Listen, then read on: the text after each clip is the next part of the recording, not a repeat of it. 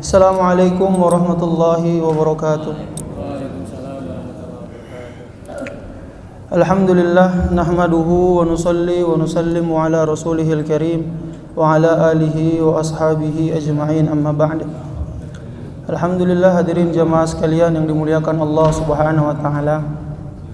Kita bersyukur lagi kepada Allah karena Allah Subhanahu wa taala masih pilih kita, mudahkan langkah kaki kita sehingga sama-sama kita menunaikan perintah Allah. Sama-sama kita menunaikan perintah Allah, salat subuh secara berjamaah. Semoga Allah Subhanahu wa taala berikan kita keistiqomahan sehingga kita selalu menjalankan perintahnya sampai akhir hayat kita. Amin amin ya rabbal alamin. Alhamdulillah. Pada pertemuan kali ini kita akan membahas hadis selanjutnya dari kitab Arba'in An-Nawawi. Kemarin hadis yang kedua, sekarang hadis yang ketiga. Saya bacakan hadisnya dulu. Al-haditsul tsalis, hadis yang ketiga. An Nabi Abdurrahman Abdullah bin Umar bin Al-Khattab radhiyallahu anhuma qala sami'tu Rasulullah sallallahu alaihi wasallam yaqul Buniyal Islamu ala khamsin syahadati an la ilaha illallah wa anna Muhammadan Rasulullah wa iqamis shalah wa ita'iz zakah wa hajjil baiti wa shaumi Ramadan. Rawahul Bukhari wa Muslim. Al haditsus tsalis, hadis yang ketiga. An Abi Abdurrahman Abdullah bin Umar bin Al-Khattab. Abi Abdurrahman Abdullah bin Umar bin Al-Khattab. Beliau adalah Abdullah bin Umar. Kunyahnya beliau adalah Abi Abdurrahman. Beliau adalah anak dari Sayyidina Umar bin Al-Khattab radhiyallahu taala anhu. Jadi Sayyidina Abdullah bin Umar ini beliau masuk Islam ketika umur 10 tahun sebelum Rasulullah sallallahu alaihi wasallam hijrah ke Madinah. Nah, setelah Rasulullah sallallahu alaihi wasallam hijrah ke Madinah, Rasulullah di Madinah 10 tahun sehingga beliau wafat. Maka bisa disimpulkan Sayyidina Abdullah bin Umar, beliau ini setelah wafatnya Rasulullah, beliau berumur 20 tahun. Berumur 20 tahun, masih sangat muda.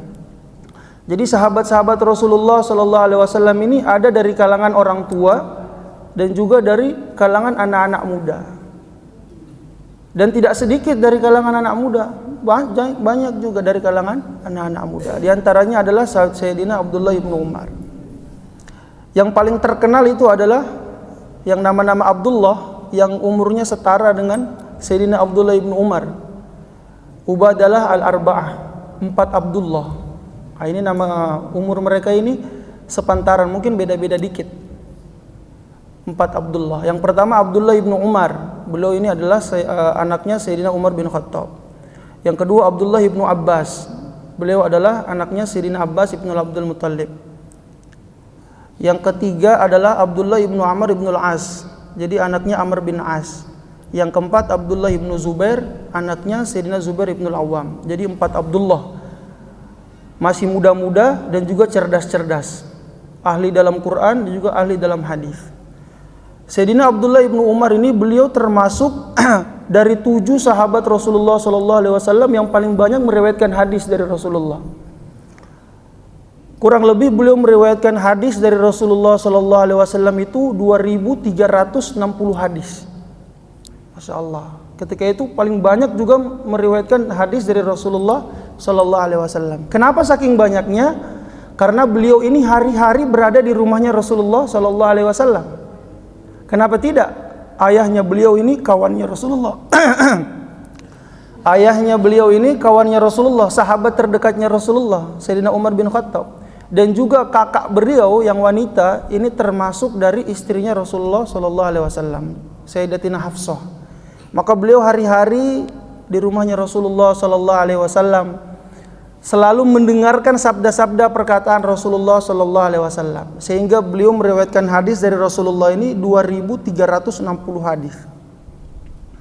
Ini Sayyidina Abdullah bin Umar. Bahkan Sayyidatina Aisyah radhiyallahu taala anha beliau mengatakan, orang yang paling mengikuti jejaknya Rasulullah sallallahu alaihi wasallam sepeninggalnya Rasulullah sallallahu alaihi wasallam adalah Sayyidina Abdullah bin Umar. Kalau yang mengatakan Sayyidatina Hafsah, kakak beliau, ini mungkin biasa. Tapi ini yang mengatakan Sayyidah Aisyah. Beliau mengatakan orang yang paling mengikuti jejaknya Rasulullah sepeninggal Rasulullah adalah Sayyidina Abdullah ibnu Umar. Suatu ketika Rasulullah SAW beliau sholat di bawah pohon. Maka ketika Rasulullah SAW wafat, Sayyidina Abdullah bin Umar juga sholat di bawah pohon itu. Maka orang-orang mengatakan, wahai Abdullah ibnu Umar, mengapa engkau sholat di bawah pohon? Maka Sayyidina Abdullah ibnu Umar beliau mengatakan, saya pernah melihat dengan kedua mataku ini Rasulullah SAW sholat di bawah pohon ini. Jadi beliau melihat Rasulullah sholat di tempat itu, maka beliau langsung mengerjakannya. Ini Sayyidina Abdullah ibnu Umar radhiyallahu anhuma. Semoga Allah meridhoi Sayyidina Abdullah ibnu Umar dan Sayyidina Umar ibn Khattab. Qal, beliau berkata, sami'tu Rasulullah sallallahu alaihi wasallam yaqul, aku mendengar Rasulullah sallallahu alaihi wasallam beliau bersabda, buniyal islamu ala khamsin. Islam dibangun atas 5 perkara. Islam dibangun atas 5 perkara, yaitu rukun Islam. Yang pertama, syahadati alla ilaha illallah, bersaksi bahwasannya tiada ilah, tidak ada Tuhan yang berhak disembah kecuali Allah. Illallah, kecuali Allah. Yaitu mengeluarkan seluruh keyakinan makhluk yang ada di dalam hati kita, kita keluarkan semuanya dan kita masukkan keyakinan Allah Subhanahu wa taala ke dalam hati kita. Yaitu persaksian, kita bersaksi bahwa tidak ada Tuhan yang berhak disembah selain Allah. Kita nafikan Tuhan-Tuhan.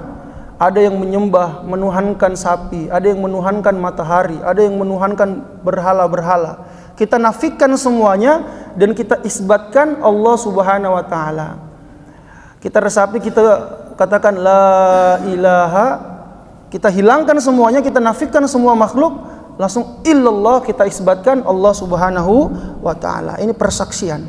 Wa anna Muhammadan Rasulullah, dan sesungguhnya Nabi Muhammad adalah utusannya Allah Subhanahu wa taala. Ini 2 kalimat yang tidak bisa dipisahkan. Asyhadu alla ilaha illallah wa anna Muhammadan Rasulullah. Orang itu kalau percaya sama Allah Subhanahu wa taala, tapi kalau tidak percaya sama baginda Rasulullah sallallahu alaihi wasallam, maka imannya akan tertolak. Maka kalau iman kepada Allah, begitu juga harus iman kepada baginda Rasulullah sallallahu alaihi wasallam. Dahulu orang-orang kafir itu mereka kenal sama Allah. Mereka percaya sama Allah. Abu Lahab, Abu Jahal, mereka itu percaya sama Allah.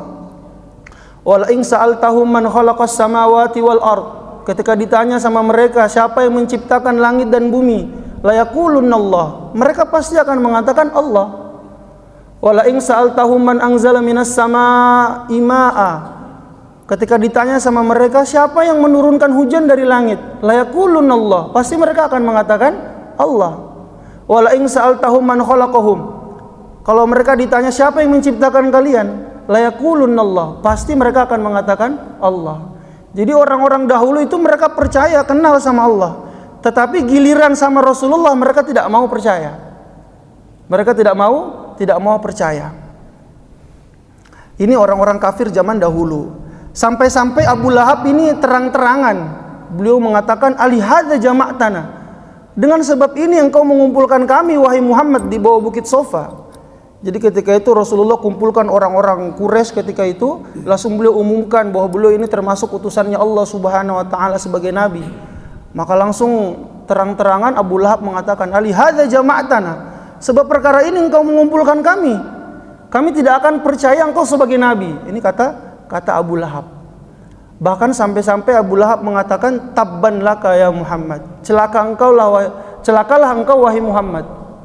Terang-terangan Abu Lahab. Maka turunlah ayat Al-Lahab. Tabbat yada abi lahabi wa tab. Celakalah kedua tangan Abu Lahab. Dia telah diklaim di dalam Al-Quran bahwa dia dan istrinya akan menjadi penghuni-penghuni neraka. Percaya sama Allah tapi tidak ikut baginda Rasulullah, maka imannya tertolak dan akan masuk ke dalam nerakanya Allah Subhanahu wa taala. Ini Abu Lahab. Tapi Abu Lahab ini ada sesaat saja dari umurnya dia ini, sehingga Allah Subhanahu wa taala itu meringankan siksanya ketika di dalam neraka setiap hari Senin. Jadi sesuai yang dikatakan oleh Asy-Syaikh Samsuddin Ibnu Nasiruddin Ad-Dimishqi, beliau mengatakan, "Idza kana hadza kafiran jaa zammuhu bitabbat yadahu fil jahim mukhallada. Ata annahu fi yaumil itsnaini daiman yukhaffaf anhu lis-sururi bi ahmada. Famadhannu bi 'abdil ladzi tula umrihi bi ahmada masruran wa mata muwahhida." Jadi Abu Lahab yang telah diklaim di dalam Al-Quran dia akan masuk ke dalam neraka, surat Al-Lahab, dia mengingkari Allah, dia tidak mau ikut Rasulullah sallallahu alaihi wasallam. Tetapi ada dari sesaat umurnya ini dia bergembira dengan kelahirannya baginda Nabi. Jadi ketika malam itu Rasulullah sallallahu alaihi wasallam lahir, maka ada satu orang budak yang datang kepada dia mengatakan, "Wahai Tuan, anak dari saudaramu ini telah lahir." Maka langsung saking senangnya Abu Lahab ini, budak yang mendatangkan kabar berita tadi itu langsung dimerdekakan sama Abu Lahab. Saking senangnya dia atas lahirnya Nabi Muhammad sallallahu alaihi wasallam. Maka sesaat saja dia senang dengan kelahirannya Nabi ini, maka setiap hari Senin di neraka Allah Subhanahu wa taala ringankan siksanya. Ini bagi Abu Lahab.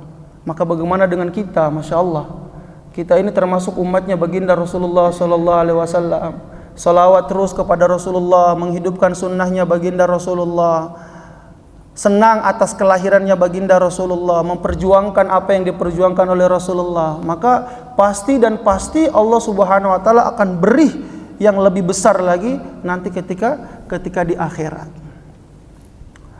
Abu Lahab setiap hari Senin diringankan siksanya oleh Allah. Namun kita tidak tahu bagaimana ringan siksa yang Allah berikan. Sedangkan siksa yang paling ringan di neraka saja itu memakai terompa dari neraka itu otak kita sampai mendidih, masya Allah. Naudzubillahi min zalik. Jadi kalau kita pengen iman kita sempurna, maka kita harus yakin kepada Allah Subhanahu wa taala dan yakin kepada baginda Rasulullah sallallahu alaihi wasallam. Bahkan kalau kita pengen mendapatkan cintanya Allah, jika kita pengen mendapatkan cintanya Allah, maka kita harus mengikuti baginda Rasulullah sallallahu alaihi wasallam. Di dalam Al-Qur'an itu dikatakan, "Qul in kuntum tuhibbunallah fattabi'uni yuhibbukumullah wa yaghfir lakum dzunubakum." Katakanlah, jika engkau ingin mendapatkan cintanya Allah, fattabi'uni, ikutilah aku, ikutilah Nabi Muhammad sallallahu alaihi wasallam. Kita kalau ikut Nabi Muhammad sallallahu alaihi wasallam, maka kita akan mendapatkan dua kebahagiaan, akan mendapatkan dua perkara. Yang pertama, yuhibbukumullah. Yang pertama, Allah Subhanahu wa taala akan mencintai kita. Yang kedua, wa yaghfir lakum dzunubakum. Dosa-dosa kita akan diampuni oleh Allah Subhanahu wa taala. Ini kalau kita ikut baginda Rasulullah sallallahu alaihi wasallam. Agama ini sudah sempurna disampaikan oleh Rasulullah, 23 tahun sempurna dilaksanakan oleh Rasulullah. Maka tugas kita menjalani, mengikuti sampai akhir hayat kita. Insyaallah. Insyaallah. Ini yang pertama, syahadati alla ilaha illallah Muhammadan wa anna Muhammadan Rasulullah. Bersaksi bahwasannya tidak ada Tuhan yang berhak disembah selain Allah dan Nabi Muhammad adalah utusannya Allah Subhanahu wa taala. Kemudian yang kedua, yang syahadati alla ilaha illallah wa anna Muhammadur Rasulullah, ini adalah pondasinya agama. Jika agama ini diibaratkan sebagai suatu bangunan, maka persaksian yang pertama ini syahadati alla ilaha illallah Muhammadan Rasulullah, ini adalah pondasinya. Pondasinya suatu bangunan. Ini yang pertama. Kemudian yang kedua adalah tiang-tiangnya. Yang kedua, wa iqamis shalah, yaitu mendirikan salat, menegakkan salat. Jadi salat ini adalah tiang-tiangnya, tiang agama. Maka dalam satu hadis, as-salatu imaduddin, salat adalah tiangnya agama. Faman aqamaha faqad aqamad-din. Siapa yang menegakkan salat berarti dia telah menegakkan agama. Wa man tarakaha faqad hadamad-din. Dan barang siapa yang meninggalkan salat berarti dia telah meruntuhkan agama. Jadi perkara solat perkara yang sangat-sangat penting. Maka bagi bapak-bapak sekalian yang menjadi pemimpin-pemimpin dalam berkeluarga, kullukum ra'in wa kullukum mas'ulun an ra'iyatihi. Setiap kalian adalah pemimpin dan setiap pemimpin akan dimintai tentang pertanggungjawabannya. Seorang suami adalah pemimpin bagi keluarganya. Seorang istri adalah pemimpin bagi harta suaminya, bagi keluarganya, dan seorang pembantu pun adalah pemimpin untuk menjaga harta majikannya. Seorang imam adalah pemimpin untuk rakyat-rakyatnya. Jadi setiap diri kita adalah pemimpin atas diri kita sendiri. Dan setiap pemimpin akan dimintai tentang pertanggungjawabannya. Maka jika ada istri atau anak yang tidak mengerjakan sholat pun nanti akan ditanya sama Allah Subhanahu wa ta'ala. Terutama tentang pentingnya perkara sholat ini. Perkara sholat perkara yang paling pertama akan dihisab sama Allah. Maka pun akan ditanya sama Allah Subhanahu wa ta'ala tentang sholat. Makanya dalam ilmu-ilmu fikih itu anak umur 7 tahun sudah diperintahkan untuk sholat. Dan umur 10 tahun itu jika tidak mau sholat maka dipukul dengan rotan sesuai syariat. Dipukul dengan mendidik. Nah, ini umur 10 tahun untuk mendidik anak. Maka kalau ada anak-anak yang mereka pergi ke masjid ribut-ribut, ada yang bilang kalau ribut-ribut di masjid pulang saja, tidak usah ke masjid, mengganggu orang sholat. Oh jangan seperti ini. Bahkan anak-anak yang datang ke masjid itu ya harus disyukuri, karena anak-anak mereka ini yang akan melanjutkan perjuangan-perjuangan dari ayahnya. Kalau ribut-ribut di masjid ya ditata, diatur, diatur dengan baik sehingga akan meramaikan masjid. Anak-anak kalau disuruh pulang tidak usah ke masjid, dipulang di rumah nanti malah ndak sholat, malah nonton TV, malah pegang HP dan yang lainnya. Maka anak ini perlu datang ke masjid. Kalau istri mau ke masjid pun tidak masalah, tidak apa-apa. Wanita itu lebih baik di rumah, tapi kalau mau ke masjid tidak boleh dilarang. Jadi begitu, hadirin yang dimuliakan oleh Allah Subhanahu wa taala, inilah pentingnya sholat.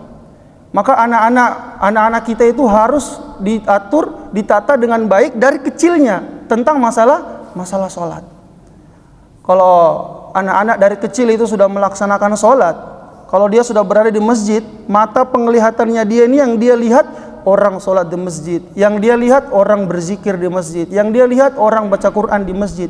Jadi sehingga pandangan dia ketika melihat yang baik-baik, maka terus akan menjalar ketika dia dewasa sering melihat kebaikan. Tapi kalau anak dari kecil sudah tidak diajak masuk ke dalam masjid, selalu dibawa keluar masjid, maka pandangan dia tidak ada kebaikannya. Tidak pernah melihat orang baca Quran, tidak pernah melihat orang berzikir, tidak pernah melihat orang muzakarah ilmu, tidak pernah melihat orang sholat. Maka akan sulit ketika dewasa, akan sulit membawa orang ke masjid. Kenapa? Karena ketika masa kecilnya pun susah dibawa ke masjid. Maka termasuk sab'atun yuzilluhumullah fi zillihi yawma la dhilla illa dhilluh, termasuk 7 golongan yang mendapat naungan Allah, yang mana pada hari itu tidak ada naungan selain naungannya Allah, yaitu termasuk adalah rajulun nasya'a fi ibadatillah, seorang laki-laki yang tumbuh dalam ibadah kepada Allah Subhanahu wa ta'ala. Dari kecil dia sudah ibadah sama Allah, kemudian besar ibadah sama Allah, maka ketika tuanya ibadah sama Allah, maka inilah yang termasuk mendapatkan jaminan, mendapatkan naungan dari Allah Subhanahu wa ta'ala pada hari kiamat nanti. Ini tentang pentingnya sholat. Kemudian yang ketiga, wa ita'iz zakah, membayar zakat. Alhamdulillah ini sudah akhir-akhir dari bulan Ramadan. UPZ juga pun telah dibuka, maka membayar zakat. Siapa yang menjadi tanggungan-tanggungan di bawahan kita, harta-harta kita yang telah melewati nisab, yang sudah sampai nisab, maka dibayarkan zakatnya. Maka zakat ini juga perkara yang sangat penting. Bahkan ketika wafatnya Rasulullah sallallahu alaihi wasallam itu, Sayyidina Abu Bakar itu paling mementingkan zakat. Bahkan kalau tali kekang unta itu pun tidak sama untanya sekalian, itu Sayyidina Abu Bakar akan perangi. Ini Sayyidina Abu Bakar sangat mementingkan pentingnya zakat. Kemudian wa hajjil bait, pergi haji ke Baitullah. Pergi haji ke Baitullah ini murni panggilan Allah Subhanahu wa ta'ala. Orang banyak hartanya, tapi kalau tidak dipanggil sama Allah maka belum bisa haji. Maka pergi haji ke Baitullah ini murni panggilan dari Allah Subhanahu wa ta'ala. Orang sedikit hartanya biasa-biasa saja, tapi ketika sudah waktunya dipanggil sama Allah, maka pun berangkat haji. Maka bagaimana kita sebagai umat Islam selalu ada niat dalam hati kita untuk bisa pergi berangkat haji. Maka bagi saudara-saudara sekalian dan pada diri saya juga, semoga Allah Subhanahu wa taala berangkatkan kita pergi haji ke Baitullah. Amin ya rabbal alamin. Kemudian yang terakhir wasaumi Ramadan, puasa pada bulan Ramadan. Faman syahida minkumus syahra falyasum wa man kana maridun aw ala safarin fa iddatum min ayyamin ukhra. Kalau kita menyaksikan mendatangi bulan Ramadan falyasum, maka hendaklah berpuasa. Wa man kana maridun aw ala safarin fa iddatum min ayyamin ukhra. Maka adanya kalau kita ini sakit, berpergian jauh, maka mengganti boleh berbuka puasa, boleh tidak puasa, tetapi menggantinya di luar bulan Ramadan. Jadi pentingnya puasa, tidak ada alasan berpergian jauh, lagi sakit, tetap ketika selesai bulan Ramadan pun puasanya harus diganti. Dan sekarang kita sudah akhir 10 terakhir dari bulan Ramadan, sudah mau finish ini bulan Ramadan. Para sahabatnya Rasulullah sallallahu alaihi wasallam ketika bulan Ramadan sudah mau usai tidak senang, tidak mencari baju-baju baru, tidak membeli baju-baju baru, tidak malah bahagia sudah tidak puasa, tidak. Tetapi ketika Ramadan ini sudah mau usai, maka mereka menangis. Mereka menangis akan kepergiannya bulan Ramadan. Tidak tahu kalau nanti tahun depan bisa mendapatkan bulan Ramadan lagi apa tidak. Maka akhir dari bulan Ramadan ini bagaimana cangcut tali wondo, gitu kata orang-orang Jawa. Masalah kencangkan sarung kita ini, bagaimana banyak-banyak lagi ibadah, nangis-nangis kepada Allah, zikir kepada Allah Subhanahu wa taala. Sehingga akhir bulan Ramadan ini kita mendapatkan predikat takwa la'allakum tattaqun, predikat takwa dari Allah Subhanahu wa taala. Semoga termasuk kita semuanya. Amin amin ya rabbal alamin. Mungkin cukup sekian dari pertemuan kali ini. Saya tutup billahi taufiq wal hidayah. Assalamualaikum warahmatullahi wabarakatuh.